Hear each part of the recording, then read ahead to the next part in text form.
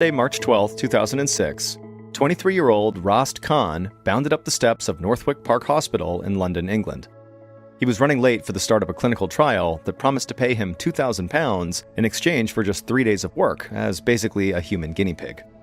But to a recent university graduate like Rost, this was incredible money. £2,000 would be more than enough for him to catch up on his many unpaid bills and put some away as savings. But if he missed the start of the trial, he was worried they wouldn't even let him in. So even though Rost hated running, he pushed himself to sprint the rest of the way up the stairs to the second floor, and then he jogged down the dingy beige hallway to the waiting room. Once inside, he found a group of men already seated around a conference table, each with a little packet of papers in front of him. A doctor in a white lab coat walked over to him, saying he must be Rost Khan, their very last volunteer. Rost nodded, his hands on his hips, trying to stop panting. He was just grateful he'd made it. Once Rost caught his breath, he sat down at the conference table and looked around and nodded a quick hello to the other men, and then he looked down at the packet of papers as the doctor in the lab coat explained that for this trial, they'd be testing an experimental drug called TGN-1412. It was designed to strengthen the body's immune system so that it could fight off cancers like leukemia. If the drug worked, it might allow cancer patients to avoid the agony of long and painful chemotherapy treatments. And so far, TGN-1412 had been tested successfully in animals, and so now it was cleared for a human trial. The doctor proudly announced that this group of men would be the first to be given the drug to see how the human body responded to the medicine. When Rost heard this, he sat up a little bit straighter. He'd done a few clinical trials before, and none of them had felt very important. But a drug that might cure leukemia could save countless lives, and so he thought it was really cool that he got to be a part of something that could potentially make medical history. The doctor told the men that tonight, the medical staff would take their vitals and give them all the same late-night snack. Then they would spend the night at the hospital. In the morning, they'd receive the drug. And for 3 days after that, they would be carefully monitored to see if they experienced any side effects from taking this drug. And that was it. Then they'd go home and would just need to come back for a few follow-up tests. The doctor beamed as he explained that once they knew how healthy people reacted to this drug, they could then test it on volunteers who actually had leukemia. Next, the doctor started reviewing a list of bullet points about how the drug was supposed to work, and as he did this, Ross sort of tuned it out and just began looking around the table at the 7 other men sitting there, and most of them were in their 20s and 30s. But as he looked around, Rost noticed that all the eyes at the table were actually turning to him now. It took a moment for him to realize that the doctor had actually asked Rost a question and was waiting for the answer. Sheepishly, he apologized and then asked the doctor to please repeat himself. The doctor cleared his voice, and then he said again what Rost had not heard. He said there were risks involved in this trial, real risks. Test subjects could possibly break out in hives, or even go into a life-threatening anaphylactic shock. The doctor then turned to Rost and asked if those risks gave him any second thoughts about joining this experiment. But Rost just kind of shrugged like it was no big deal, because for him, at all the trials he had been at, doctors always sounded this way, talking about the risks as being so bad. Are you sure you want to proceed? But honestly, Rost had already made up his mind. Besides, the trial had already been approved by the government, and all the participants were already in a hospital, so if something went wrong, they were in the right place. So Rost said, yep, no second thoughts. After Rost gave his approval, along with the other men at the table, the doctor began splitting the men into 2 groups of 4. Rost was sent with 3 other men to a place the doctor called Trial Bay 1, while the other 4 participants headed to Trial Bay 2. Rost followed his group into a big white-walled room with 4 hospital beds. A desk and some cabinets had been shoved into the corner of the room, suggesting the room was normally used as an office. But tonight, it would be Trial Bay 1, complete with patient privacy curtains hanging from the ceiling. Rost and the other patients settled into their hospital bed inside of their curtained cubicles and waited for their snacks. And then after that, around 10 p.m., the lights went out, and Rost tried to get some sleep. The next morning, Rost woke up when a nurse called out good morning to the whole group and then flicked on the overhead lights. It was 7:30 a.m., which meant they had half an hour before the trial officially started. Rost stumbled out of bed and made his way to the bathroom down the hall. He wanted to change out of his pajamas and into some sweatpants before the trial actually got started. And after changing, when he got back to the trial bay, all of the curtains were now pushed back so that the room was now one big open space again. The nurse then asked Rost to please climb back into his bed, and then she explained that she was about to hook him up to a heart rate monitor. That way, nurses and trial leaders could monitor any cardiac symptoms while he was on this medication. While the nurse taped wires to Rost's chest, a man entered the room and introduced himself as Dr. Daniel Bradford. He explained that he was the lead doctor on the trial and that the dose of TGN-1412 they'd be receiving was scaled back dramatically from the highest dose they tried during animal testing. This way, the men would only get a tiny fraction of the animal dose. Dr. Bradford said that each of them would get an injection in their arms. One volunteer would be injected every 10 minutes until they had all been infused. However, only 6 of the 8 volunteers would actually receive the experimental drug. The other 2 volunteers would just be receiving a placebo, like sugar water, just for comparison purposes. Nobody, not even Dr. Bradford himself, would know who received the drug and who didn't. Rost knew this was completely normal in medical research, and it reminded him that these researchers were very serious. When the clock finally struck 8 a.m. and it was time to start, Rost watched as a nurse gave the first infusion to the patient in the bed that was next to Rost, a man whose name was David. David had told Rost the night before that he was getting married in a few months, and like everyone else in the trial, he'd signed up to make some quick cash. He wanted to pay off his credit card debt before starting this brand new life with his fiancée. The nurse slid an IV needle into David's arm and then hooked the IV tube up to a small machine. She turned it on, and then a clear liquid began flowing out of the machine and down the tube into David's arm. She told David to relax until the bag of fluid was empty, and then she looked across the bed to Rost and told him that she'd start his infusion in precisely 10 minutes at 8:10 a.m. As Rost waited for his turn, he grabbed a book off the bedside table and flipped through the pages, but he couldn't concentrate enough to actually read. He kept stealing glances at David to see if, maybe David was negatively reacting, but Rost was pleased to see David looked perfectly calm. At 8:10 a.m., the nurse came to Rost's bedside, and for some reason, Rost's stomach began fluttering with nerves. He told himself everything was fine and tried to look nonchalant as the nurse wiped the inside of his elbow with antiseptic and then stuck him with the IV needle. Rost began looking around the room to distract himself. The liquid drug felt cool as it flowed into his forearm and up into his shoulder. He actually shivered a bit, trying his best not to move. And then finally, he leaned back against the pillows on his hospital bed. The injection was over. At 8:20 a.m., so right after Rost's injection ended, the nurse began administering the drug to the volunteer on Rost's other side. Rost couldn't remember this man's name. All he knew is that he was an actor who had recently come back from Los Angeles, California on a vacation. And the nurse had just finished hooking up the IV when David, the first patient to receive the infusion, called out to her. David draped one arm across his eyes and told the nurse he had a migraine. The nurse told David she'd be right back, and then she walked out of the trial bay, and then a minute later, she came back with just a cold towel and laid it across David's forehead and then apologized to him. She told him that they couldn't give him any kind of pain reliever since it might affect the drug trial. Rost felt terrible for David, who just groaned and pressed the towel against his eyelids. And as Rost stared at David, Rost just hoped he wouldn't develop a migraine too. And so far, he felt fine. But the more he began to think about it, the more convinced he became that a migraine was actually forming. Rost began to feel panic rise in his chest, but a few minutes went by and his head actually felt basically fine. At least, that's what he kept telling himself. 25 more minutes ticked by, and at that point, all 4 of the volunteers in Rost's trial bay were hooked up to their IVs. Rost still felt fine, but David's migraines seemed to be getting much worse. Rost could see that David was sweating now. His skin had turned reddish, and David said he felt like he was burning up. Suddenly, David sat up just long enough to rip his shirt off, and then he collapsed back onto his bed, complaining about stabbing pain in his head. At this point, Rost was finding it impossible to distract himself. Around the room, everyone except for David seemed to be doing fine, but in his gut, Rost felt like something was wrong here. At 8:50 a.m., Dr. Bradford sat inside of Trial Bay 2, so not the trial bay that Rost was a part of, and the doctor sat next to volunteer number 6. And as he inserted an IV into the volunteer's arm, the nurse from Trial Bay 1 strode into the room and asked to speak with Dr. Bradford in private. The doctor stepped into the hallway with her and was surprised to hear that 3 of the volunteers in Bay 1 were experiencing migraines and pain in their lower backs. 2 of them were also running high temperatures and had begun vomiting. The 3rd volunteer was racked with chills and was shaking so badly it almost looked like he had hypothermia. Dr. Bradford immediately rushed past the nurse and hurried down the hallway to see what was going on in Trial Bay 1.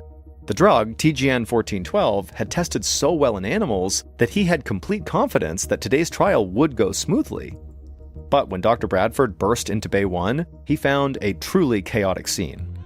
David was writhing around in his bed, his body drenched in sweat. Meanwhile, 2 other volunteers were slumped over, vomiting into yellow biohazard bags.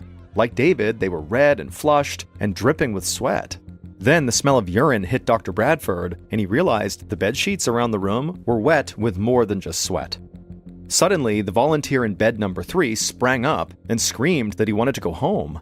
Before Dr. Bradford realized what was happening, the man tore the IV from his arm and made a dash for the door. Horrified, Dr. Bradford went running after him. The doctor finally caught up with the patient halfway down the hall. Dr. Bradford coaxed the man back into his bed, explaining that at this point, they couldn't let him leave for safety reasons. The patient would be putting his own health at risk, and besides, he seemed too weak to even make it out the front door of the building. Dr. Bradford looked around, totally stunned at Trial Bay 1. Vomit and urine were everywhere, and he could barely hear himself think over all the shouting. He'd been involved in over 300 clinical trials over the years, and he'd even volunteered himself in several clinical trials back when he was in med school. And in all that time, he had never seen this level of chaos and misery. But Dr. Bradford could not dwell on that now. 2 of the patients in the ward had bright red faces, and he could hear their monitor alarms chirping. The 2 volunteers were going into shock, which meant their organs weren't getting enough blood. If Dr. Bradford didn't act fast, they could have permanent organ damage, or they could even die. The nurses started pulling the curtain dividers around the beds to give the men and the medical team some privacy. Dr. Bradford immediately began ordering drugs that would help stabilize the patients. As he worked, he glanced up, and his eyes settled on volunteer number 2. His name was Rost Khan, one of their youngest volunteers. And unlike just about all the other volunteers, Rost seemed totally fine, although he had a terrified look on his face. 3 hours later, Rost still sat on his hospital bed, feeling absolutely horrified. The last thing he'd seen as the curtains were drawn around David was the stricken look on his face. Then, Rost had been forced to just listen for 3 hours as David and the other volunteers cried and screamed and vomited, filling the air with this awful smell. It sounded like they were fighting for their lives. Rost felt invisible as he heard nurses racing around the room, tending to the other 3 volunteers. He could hear similar screams coming from Trial Bay 2 next door as well. And all this time, Rost was thinking any second he was going to get sick like everybody else. Then, Rost heard footsteps approaching his bed. A nurse pulled back the curtains, and for the first time since that morning, he was able to see beyond his tiny cubicle. The other patients were still hidden behind their own privacy curtains, but he could see bodily fluids on the floor and walls, which explained the smell that would not go away. Across the room, somebody in a lab coat was tying up a yellow biohazard bag and rushing it out of the room.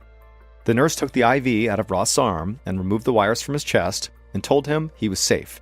She said he should go grab some food in a neighboring conference room, and someone would be in shortly to explain what was happening. Rost was very shaken, but hearing the nurse tell him that everything was okay made relief flood over him so quickly that he almost felt lightheaded. But mostly what Rost felt is he was just so eager to get out of this foul-smelling room. Slowly, Rost got out of the bed and moved out the door and down the hallway to the conference room next door. There were some nice sandwiches on the table, which seemed to indicate that there had been a really nice catering order that had been arranged right before all this mayhem broke out in the trial base, because it had been totally untouched. But Rost was not hungry. He was just too rattled by what had just happened. So he just stood there, waiting for what seemed like forever. At first, he could still hear the blood-curdling wails coming from the other volunteers, but as he waited, the horrible sounds died down. Finally, around 12:30 p.m., a nurse entered the conference room and told Rost to collect his things. He was being sent home. He nodded and followed her back to the trial bay. But to his surprise, all of the patients were now gone. The bay was deathly quiet. Rost felt very uneasy as he collected his wallet and book from the nightstand. He just kept looking around the room, wondering where the volunteers had been taken, and whether they would even be okay.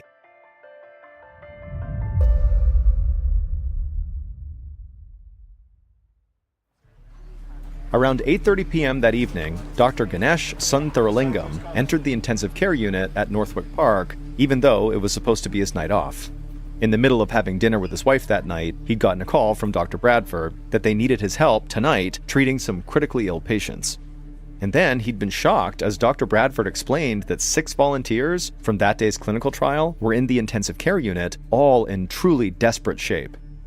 Dr. Bradford explained that they were the first people ever to receive the drug TGN 1412, so nobody knew why the patients were having such strong reactions. Dr. Bradford was basically dealing with an unknown illness, and the volunteers were falling apart quickly. He didn't have much time to put this puzzle together, so he had called Dr. Sundaralingam for help. Dr. Sundaralingam stopped at the ICU bed nearest the door. A volunteer from the drug trial, named David, so the man sitting next to Rost, was hooked up to a ventilator to help him breathe.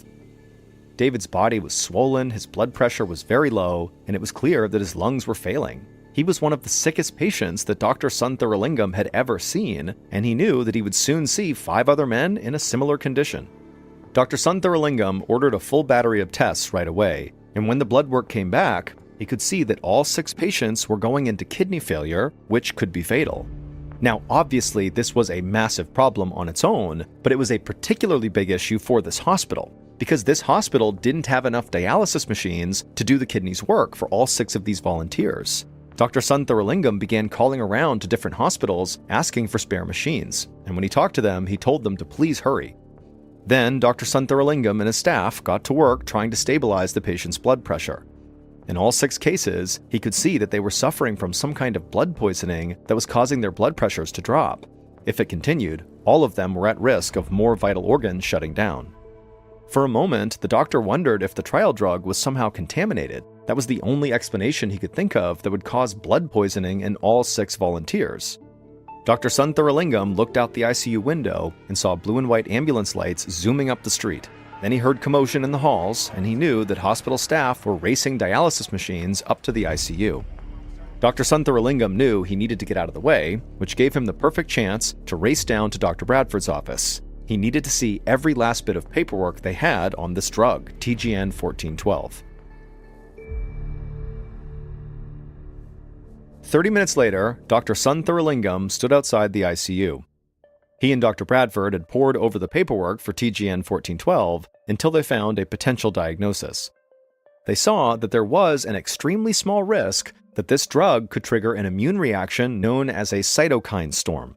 Cytokine storm is extremely dangerous, leading to inflammation, high body temperature, organ failure, and rapid deterioration of healthy body tissues. It is absolutely a life-threatening condition. Now, the 2 doctors began to suspect that the volunteers were suffering cytokine storms right before their eyes. Luckily, there was a treatment for this condition, however, it was very risky. In fact, it presented the doctors with a life-or-death decision. And that's because the doctors were not 100% sure what was making these volunteers sick. It was possible they were suffering from cytokine storms, but they could also be suffering from blood poisoning due to contaminated drugs. And the treatments for those 2 conditions are almost exact opposites. If these men, these volunteers, had a cytokine storm, they would need a high dose of strong drugs to shut down their immune systems. But if this was a blood infection, well, those strong drugs, the immunosuppressant drugs, those would kill them, because their immune systems would now not be able to fight the poison. And there was no way for Dr. Sundaralingam to know for certain which condition was sickening the patients. He just had to make an educated guess and hope that he chose the right course of treatment. However, before making that guess, Dr. Sundaralingam took out his phone and began calling every colleague he trusted. And he walked them through the case, getting as many opinions as possible, because of course there was just no room for error here. If he didn't choose the correct treatment, there was a strong chance all the patients would die. He listened carefully to the advice of his colleagues, and then he knew it was time. It was now after midnight, and the nursing staff was really struggling to keep the patients stable much longer. Dr. Sundaralingam made his decision and ordered the treatment. Around 3:30 a.m. that morning, March 13th, Katrina Oakley's heart was racing as she climbed the hospital steps to the ICU. An hour earlier, her phone had woken her up. She'd purposely left the phone on loud in case her fiancé David called her from the hospital, where he was taking part in a clinical trial. He told her he would be totally safe, but she had still been worried. Except the call that had just woken her up was not a call from David. It was from a nurse asking her to come to the hospital right away. Something had gone wrong during the trial. Within minutes, Katrina had been running out the door. Just outside of the ICU, a nurse met Katrina and warned her that David might look a little different.